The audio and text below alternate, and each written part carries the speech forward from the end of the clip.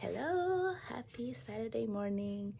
Sorry, the sun was like right there in your face. Sorry about that.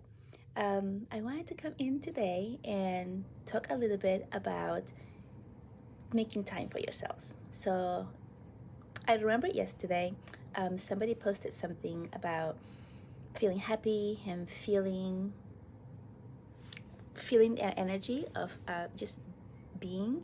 And I remember how I used to be when I was younger and how happy I was, and it didn't matter what was going around. I was just in my own happy place.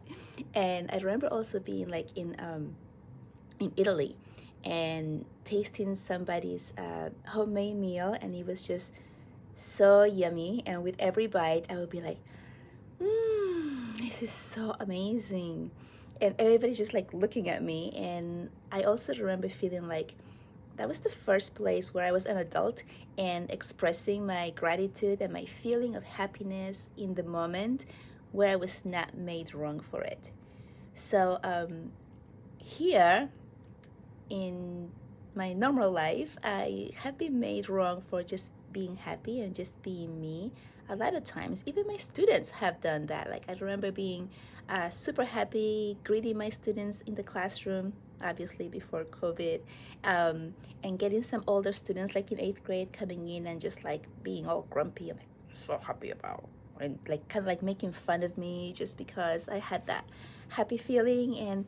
And I was just feeling like, oh, like this is not okay to just be happy and give this away. But I'm back to telling you that's not right. Okay, if you're feeling happy and you want to express that, just know that it's okay. It's okay to do that, to be yourself and to allow it. And a lot of us are not giving us time, like our own time, to feel that. We have been so busy with life, work, and anything else that brings us down. And one of the ways that you can bring yourself to being back to your own self and being happy is to take time for yourself. So this brings me to a second point. Before I started looking into myself, I'm sorry, that goes the light again.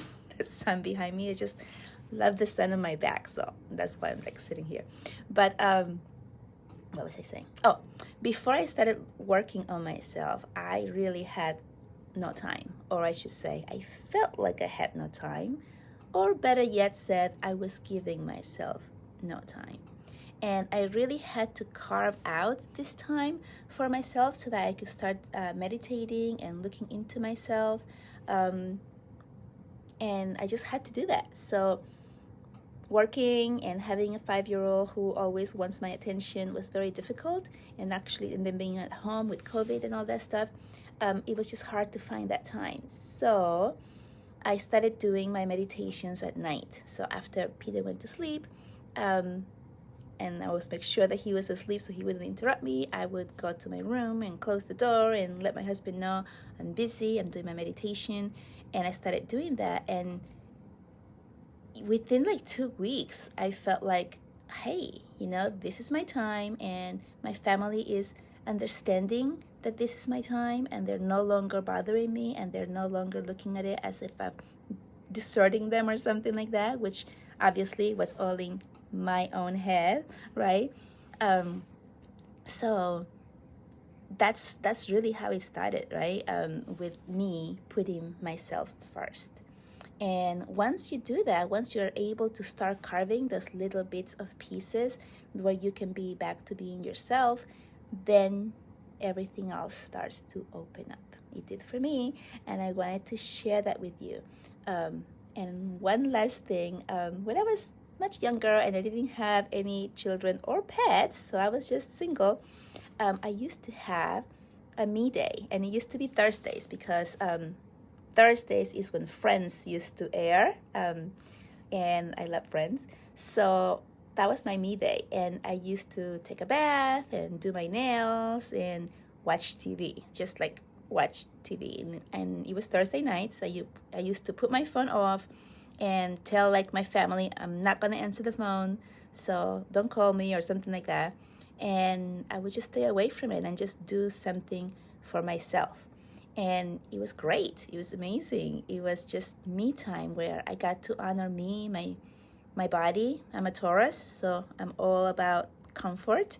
Um, and I used to do that. And just remembering how awesome that used to feel. And I would be just refreshed and ready to go the next day, which was Friday. Still one more day of work, but it was always easy. My Fridays were always easy because I had put time for myself on that Thursday night after work. So try to carve out a little bit of time, even if it's just like half an hour at night or in the morning or wherever it is good for you, so that you can start claiming yourself back. And if you have more time, just do that.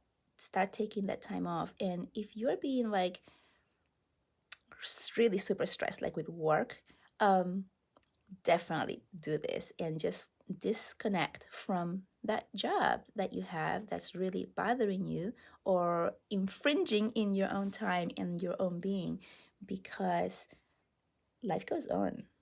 I discovered this like years ago when I first started teaching. My very first year of teaching, I was going into work at 6 and leaving the school at 6. So I was putting 12-hour days. I was super tired, and I just didn't feel like there was enough time to do everything I had to do. And 2 months into it, I decided I'm just going to work the hours that I'm being paid for. So taking in my own worth, right? Because the longer hours that you put in, then the less money you're making really for whatever your salary is, right? You're just dwindling that down. So I decided I was just going to do that, and I did. And guess what happened? Two things happened. I got everything done in half the time, and no one noticed that I wasn't there early in the morning, and no one noticed that I wasn't there late in the evening. Okay, so that was all me. It was all in my head. I need to get this done, and something terrible is going to happen if I don't get it done, and I'm indispensable, and all of those ego thoughts that we get. So I learned that on, and I have applied this in my life, in my work life, going forward. And there's very few times where I stay up and work late or do it into the weekend, like something like, for example, if there's like grading going on or something that I have to do and I just cannot physically get it done during the hours because I have 120 students.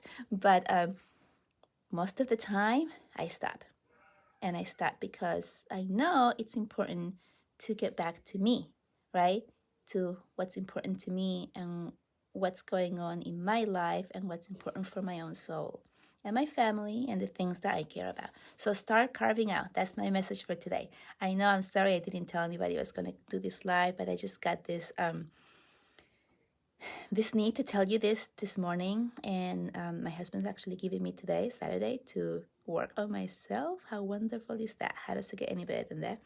And so I have all day to work on myself. I'm very excited because there's a lot of stuff that I haven't done that I wanted to do this week to work on myself. And so now I have today. He's taking care of my son and he's giving me the time, and I have this time to talk to you.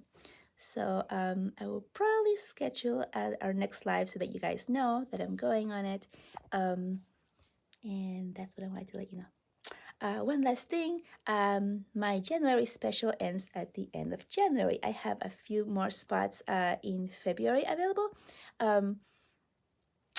but you can only book it until the end of January. So I just wanted to let you know about that. If you're feeling called to work with me and you want to do a little bit more one-on-one, just go ahead. The link is on my feed, but I can attach it to this as well if you want. All right, guys, have a happy Saturday, and hope this spoke to you or some of you, and I hope that it helps you in getting back to being happy and being yourself. Bye.